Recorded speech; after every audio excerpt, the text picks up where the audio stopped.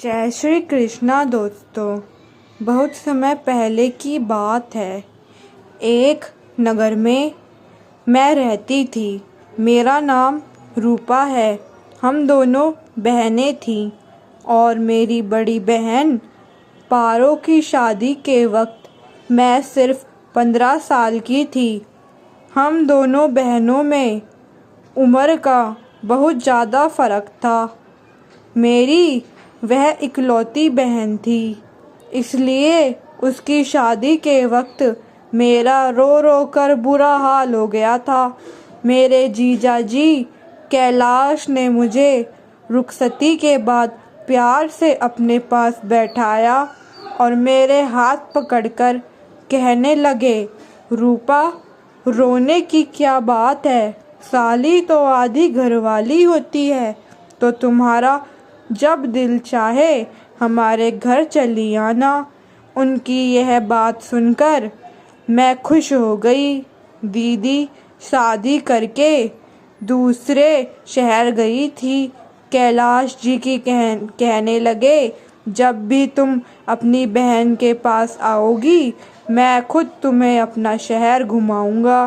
दीदी तो विदा होकर चली गई, लेकिन मेरे दिल में यह अरमान जाग उठा कि मैं कब अपनी बहन के घर जाऊंगी और खूब मज़े करूंगी। दीदी की शादी को 1 साल गुजर गया, लेकिन मैं उनके शहर नहीं जा सकी। पूरे 1 साल बाद दीदी ने हमारे घर का चक्कर लगाया और कैलाश जीजा भी उनके साथ ही आए। वह बहुत ही अच्छे और मोहब्बत करने वाले थे। जितना दिन वो हमारे घर रहे, हर वक्त मेरे आगे पीछे रहते और मेरा एक बहुत ख्याल रखते थे। वह मेरे लिए बहुत सारे गिफ्ट भी लाए थे। मेरा कोई भाई नहीं था, इसलिए मुझे उनसे लगाव हो गया। 1 हफ्ते हमारे साथ गुजार कर दीदी अपने ससुराल लौट गई। 1 महीने बाद फिर दीदी का फ़ोन आया।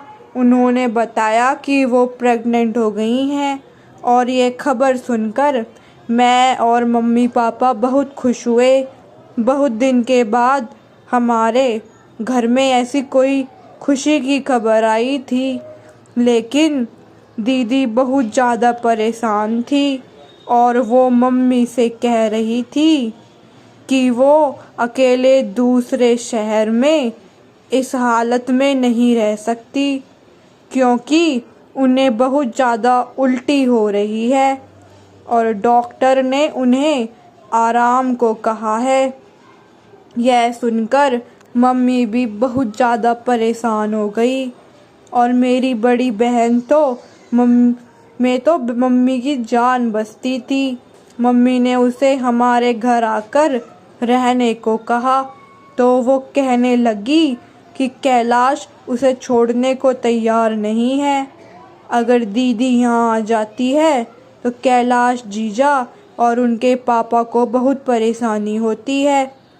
वैसे भी 1-2 महीने की बात नहीं थी, अभी तो पूरे 9 महीने बाकी थे। दीदी की बात सुनकर मम्मी ने कहा, तुम फिक्र न करो, मैं रूपा को तुम्हारे पास भेज देती हूँ। बहन के आने से तुम्हारा दिल भी बहल जाएगा और ये तुम्हारे घर के काम काज भी कर दिया करेगी। मम्मी की बात सुनकर दीदी बहुत खुश हुई और कहने लगी, रूपा को अकेले ना भेजना, कैलाश को मैंने कहा है वो लेने के लिए आ जाएंगे।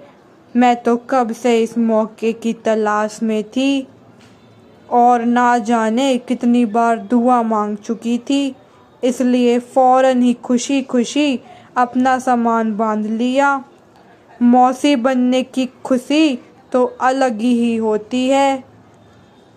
2 दिन बाद ही जीजा मुझे लेने के लिए आए और मैं उनके साथ अपनी बहन के पास दूसरे शहर आ गई।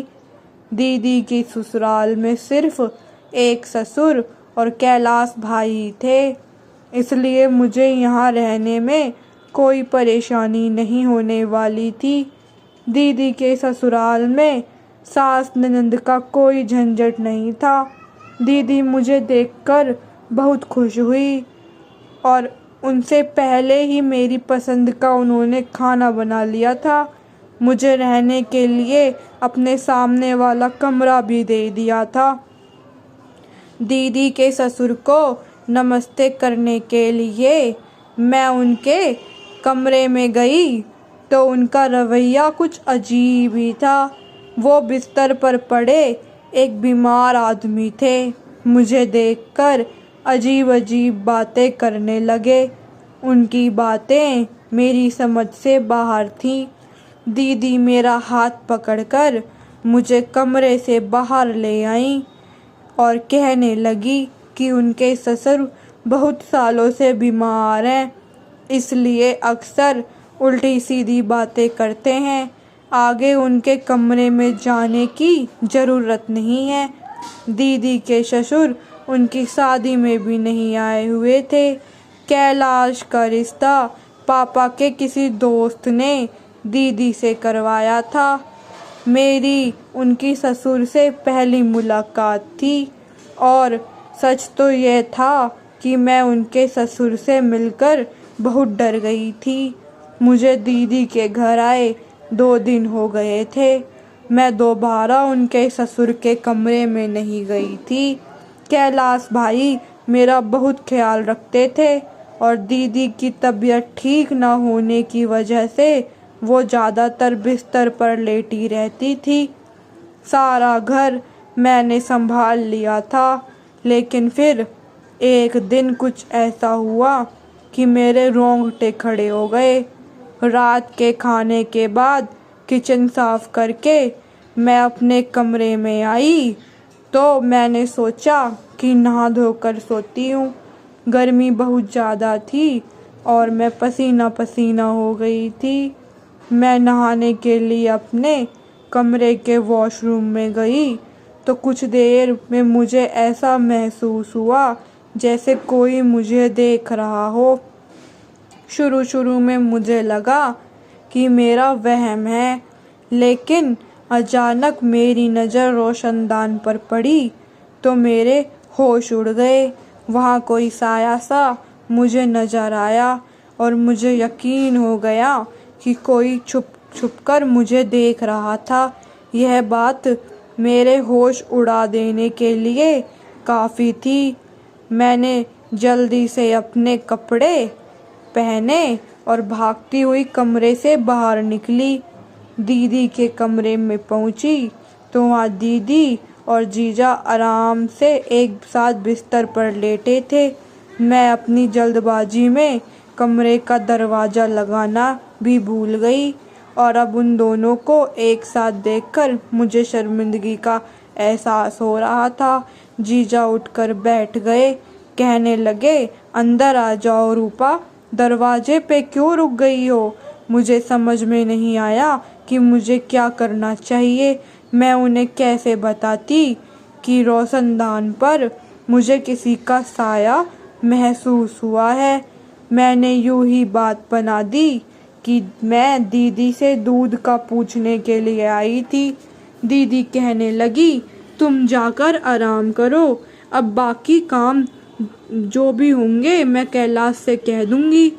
मैं अपने कमरे में वापस आने लगी तो मेरी नज़र दीदी के ससुर पर पड़ी, जो बाहर लॉन से वापस लौटकर अपने कमरे में जा रहे थे। मुझे बहुत अजीब सी नज़रों से देखते हुए कहने लगे, तुम बहुत खूबसूरत हो, अपना ख्याल रखा करो। उनका ये बात सुनकर मुझे गुस्सा आ गया। मैं सोच भी नहीं सकती थी कि वो मुझसे इस तरह की कोई बात कह सकते हैं। मैं घबराकर फौरन अपने कमरे में चली गई और सारी रात यूं ही जागते जागते गुजार दी। दीदी ने तो कहा था कि उनके ससुर बीमार हैं और वह कमरे से नहीं निकलते, तो फिर वो इतनी रात को लॉन में क्या कर रहे थे? ये बात बहुत ही अजीब थी। मुझे बहुत ही ज़्यादा बेचैनी हो रही थी। रोशनदान पर जो था वो मेरा वहम था या हकीकत? कोई मुझे देख रहा था? कहीं वो दीदी के ससुर तो नहीं थे? इस सवाल ने मुझे परेशान कर दिया था। मेरी सारी रात आंखें खोलकर ही गुजर गई। अगले दिन सुबह जीजा ऑफिस जाते हुए कहने लगे, रूपा, मैं शाम को जल्दी आ जाऊंगा और तुम्हें शॉपिंग के लिए बाजार ले जाऊंगा। तुम शाम को तैयार रहना। ये कहते कहते अचानक ही करीब आकर उन्होंने मेरे गाल पर हाथ फेरा और ऑफिस के लिए निकल गए। उनके इस अंदाज पर मैं चौंक गई। दीदी भी पीछे ही खड़ी थी। कहने लगी, कैलाश तुमसे बहुत मोहब्बत करते हैं, तुम भी उनका ख्याल रखने की कोशिश किया करो, क्योंकि आजकल मैं उनका ख्याल नहीं रख पा रही हूँ। वह बहुत ज़्यादा थक जाते हैं। दीदी की बात सुनकर मैंने कहा, आप फिक्र ना करें, मैं कैलाश भाई का ख्याल रखूंगी। शाम को मैं अच्छी तरह तैयार हो गई तो कैलाश भाई मुझे शॉपिंग के लिए ले गए। उन्होंने दीदी से कहीं ज़्यादा मेरे लिए शॉपिंग कर ली थी।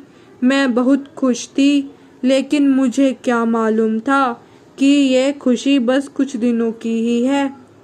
उस रात मैं बहुत थक कर घर लौटी थी और खाना खाते ही अपने कमरे में आकर सो गई।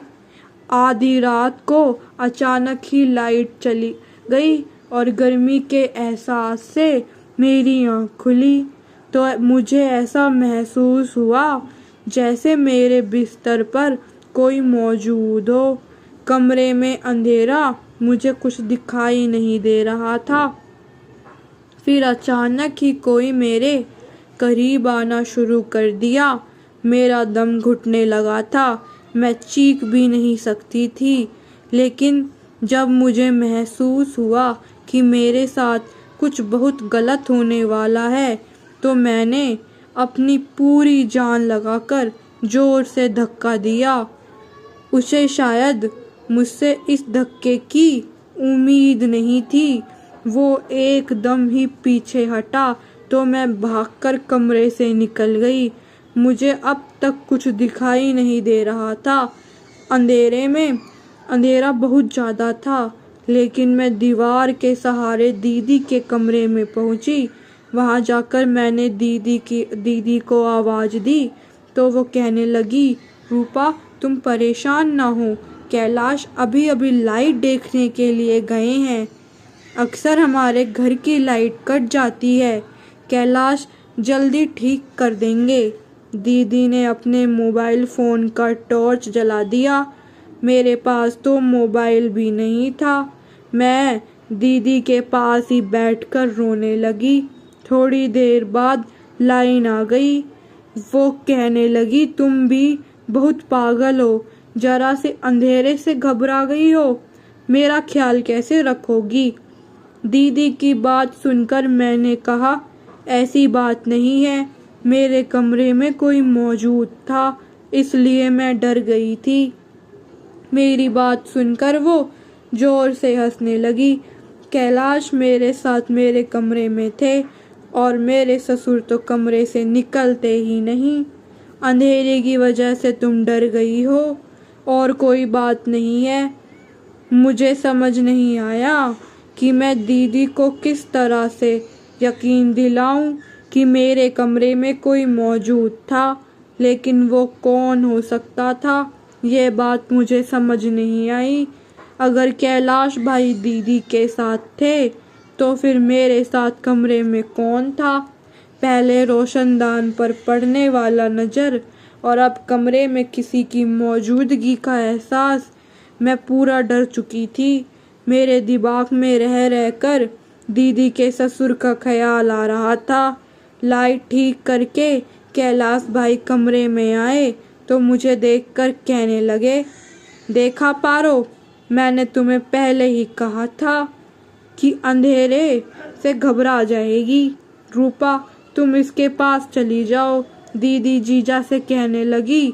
बहुत अंधेरा था, मैं अगर गिर पड़ जाती तो मुझे क्या मालूम था कि ये इतनी डर जाएगी। मैंने उन दोनों से कहा कि आप परेशान न हो, मैं ठीक हूँ और अब अपने कमरे में जाकर सोती हूँ। मैं दीदी को ज़्यादा परेशान नहीं करना चाहती थी, क्योंकि मम्मी ने मुझे मना किया था कि डॉक्टर ने दीदी को टेंशन देने के लिए मना किया है। मैं डरते डरते वापस कमरे में आ गई थी और दरवाज़ा लॉक कर बिस्तर पर लेट गई। नींद तो मुझे नहीं आ रही थी। मैं सोच रही थी कि किसी न किसी बहाने से घर वापस लौट जाऊं। जो भी था, यह मेरा वहम नहीं था। इस बात का मुझे अच्छी तरह यकीन हो गया था। कोई मेरी तन्हाई का भरपूर फायदा उठाने की कोशिश कर रहा था। अगले दिन कैलाश भाई किसी काम से थोड़ी देर के लिए दोपहर के वक्त ऑफिस से घर लौट कर आए। उस वक्त दीदी दवाई खाकर अपने कमरे में गहरी नींद सो रही थी और मैं किचन में खाने की तैयारी कर रही थी। कैलाश भाई किचन में ही चले आए और मुझे पीछे से पकड़कर अपनी बाहों में जकड़ लिया। मुझे उनसे इस व्यवहार की बिल्कुल भी उम्मीद नहीं थी। मैं हड़बड़ाकर खुद को उनसे छुड़वाने की कोशिश करने लगी। मेरी आवाज़ मेरे गले में ही दम तोड़ गई थी और कुछ कह भी नहीं सकी, मगर कैलाश तो मुझे छोड़ने की बजाय और कस के पकड़ लिया और कहने लगे, तुम इतनी खूबसूरत हो, तुमसे नज़र हटाने को दिल नहीं करता। बहुत मुश्किल से मैंने खुद को उनसे छुड़वाया और किचन से बाहर भागने लगी तो कैलाश कहने लगे कि तुम नहाते हुए भी बहुत खूबसूरत लग रही थी। मेरे मोबाइल में तुम्हारी वीडियो है।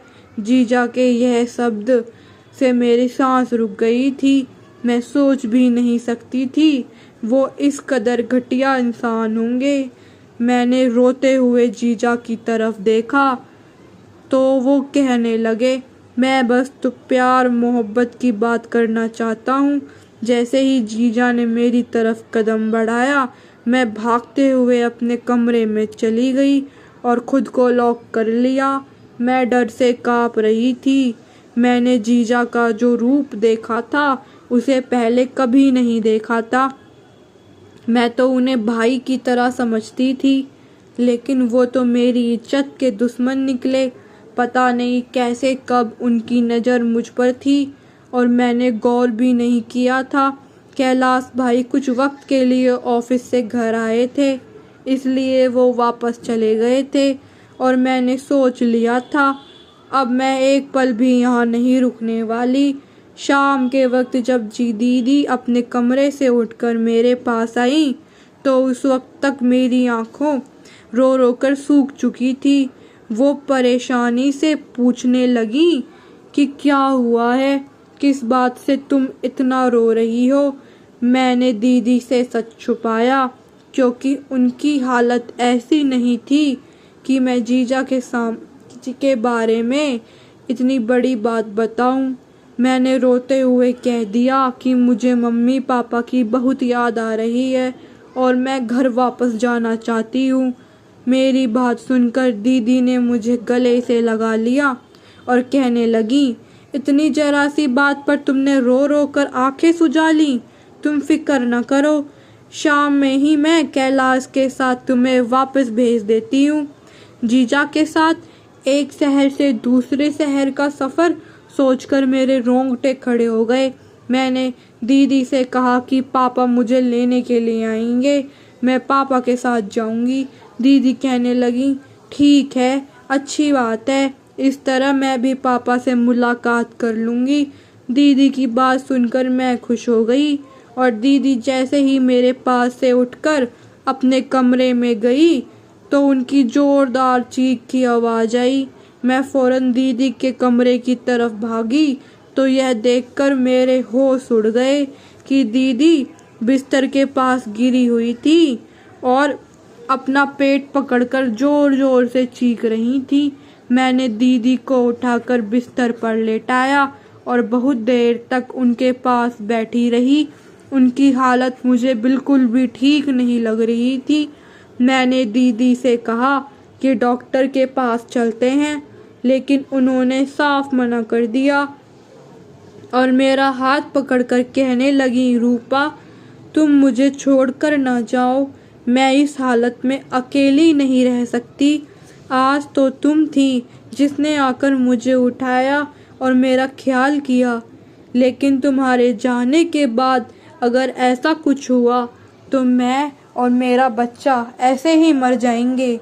दीदी की बात सुनकर मैं बहुत परेशान हो गई। बहुत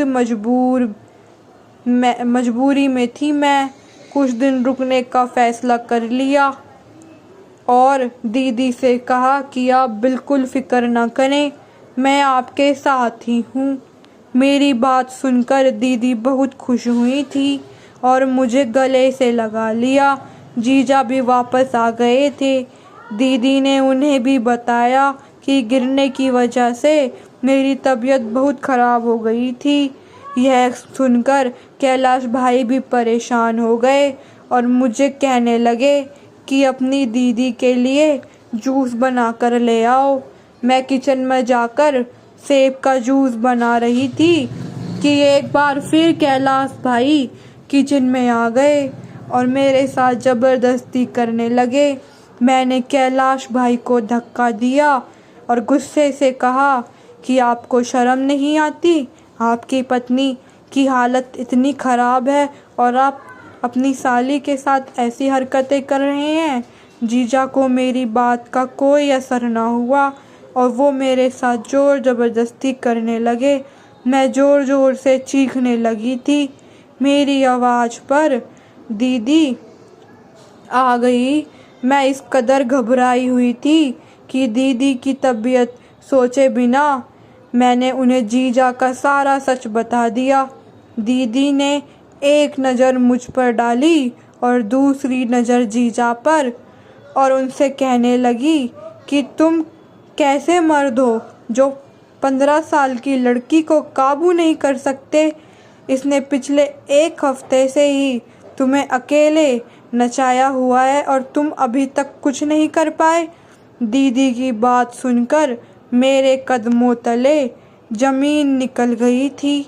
मैंने हैरानी से दीदी से पूछा कि यह आप क्या कह रही हैं।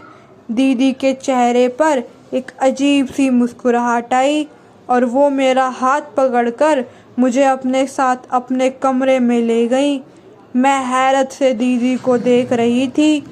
दीदी ने मुझे अपने पास बैठाया और मेरे बालों में हाथ फेर कर कहने लगी, देखो रूपा, मेरी बात गौर से सुनो। मैं कैलाश का सारा सच जानती हूँ, लेकिन जो कैलाश तुमसे चाहता है वो तुम्हें करना ही होगा। मैं गुस्से में उठ गई और मैंने दीदी से कहा कि यह आप कैसी बातें कर रही हैं? क्या आप जानती हैं कि आपका पति मेरे साथ क्या करना चाहता है? वह मुझे इस्तेमाल करना चाहता है, मेरे साथ गलत करना चाहता है। आप कैसे एक ऐसे इंसान के साथ ज़िंदगी गुजार सकती हैं जो कि आपके प्रेग्नेंट होने के बाद भी आपकी बहन पर नज़र जमाए बैठा है? वो आपको और आपके बच्चे को सारी ज़िंदगी क्या देगा?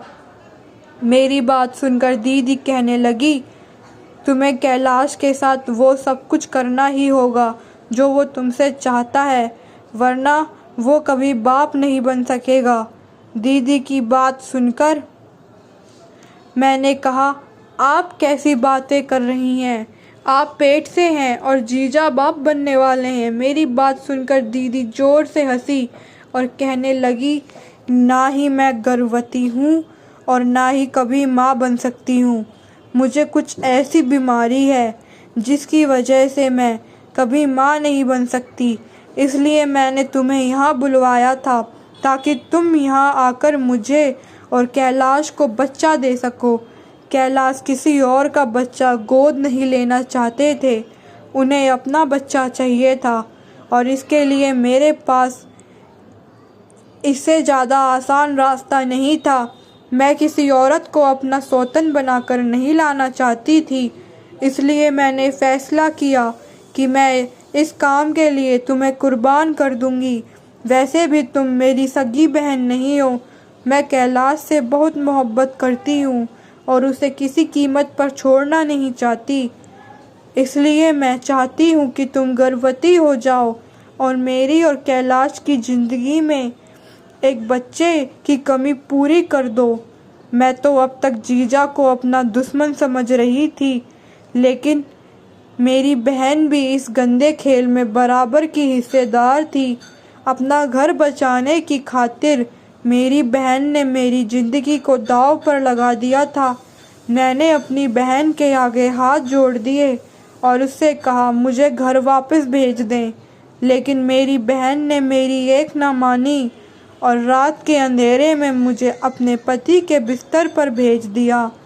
मेरे पास बचने की कोई गुंजाइश नहीं थी, क्योंकि मेरी बहन ने मुझे धमकी दी थी अगर मैं उसकी बात नहीं मानी तो मेरे साथ ज़बरदस्ती करेगा कैलाश। उसका इल्ज़ाम भी मेरे किसी झूठे आशिक के नाम पर डाल देंगे और मैं सारी ज़िंदगी अपने मम्मी पापा को अपने किरदार की सफाई नहीं दे सकूंगी। मैंने सोचा भी नहीं था कि कभी मेरी बहन मेरे साथ ऐसा व्यवहार करेगी। मैं जानती थी कि मेरी बहन मेरी सगी बहन नहीं है, लेकिन कभी ये फ़र्क हम दोनों के बीच नहीं आएगा, यह मेरे गुमान में भी नहीं था। मेरी बहन ने मुझे खींचते हुए कमरे में धकेलने की कोशिश की तो मैं खुद को छुड़वाने के लिए शोर शराबा करने लगी। मेरी बहन के ससुर कमरे से निकल आए। उन्होंने फ़ौरन ही बीच में आकर मुझे मेरी बहन से छुड़वाया और मेरी बहन और अपने बेटे को धमकी दी कि अगर उन दोनों ने मेरे साथ कोई ज़बरदस्ती करने की कोशिश की तो वो पुलिस को फ़ोन कर देंगे। जीजा गुस्से में अपने पापा के साथ बदतमीजी करने लगे, लेकिन उनके पापा किसी भी हाल में मुझे अकेला छोड़कर पीछे ना हटे। मेरे खातिर अपने बेटे से झगड़ा करके मुझे अपने कमरे में कहने ले गए और कहने लगे, बेटा मुझे पहले दिन से ही शक था कि इन दोनों की नीयत गलत है। अगर मैं तुम्हारे बहन के खिलाफ कुछ कहता तो शायद तुम कभी यकीन न करती। अब जबकि तुम सच जान चुकी हो तो तुरंत अपने घर वापस लौट जाओ। ये दोनों इंसान नहीं बल्कि दरिंदे बन चुके हैं। शायद मुझसे अपने बेटे की परवरिश में कोई कमी रह गई है, जिसकी वजह से आज ये दिन देखना पड़ रहा है। मैंने कैलाश जीजा के पापा के फ़ोन से ही अपने घर फ़ोन मिलाया और अपने पापा को सारी हकीकत बता दी। अगली सुबह मेरे पापा मुझे लेने आ गए और उन्होंने मेरे बात पर दीदी से हमेशा के लिए सारे रिश्ते ख़त्म कर दिए। पापा को इस बात पर बहुत अफसोस आ रहा था कि शायद उनकी परवरिश में ही कोई कमी रह गई थी और मैं सोच रही थी कि मेरी कौन सी अच्छाई मेरे काम आ गई जो कैलाश के पापा मेरी आवाज़ सुनकर मुझे बचाने आ गई। इस बात को कई साल गुजर गए हैं। हमारी दीदी के साथ हमारा कोई रिश्ता ना रहा, लेकिन एक बात मुझे अच्छी तरह समझ आ गई कि मेरी माँ ने मुझे दीदी के घर रहने के लिए भेजकर बहुत बड़ी गलती की थी और मैंने एक गैर मर्द को अपना भाई समझकर बहुत बड़ी भूल की थी। मेरी बहन ने जो कुछ मेरे साथ किया वो बर्दाश्त से बाहर था, लेकिन आज की दुनिया में यह सब कुछ हो रहा है, इसलिए हर कोई अपनी इज्जत को बचा कर रखे। धन्यवाद दोस्तों। अगर आप सभी को मेरी कहानी अच्छी लगी तो मेरे चैनल को सब्सक्राइब करें और वीडियो को शेयर करें और लाइक करें।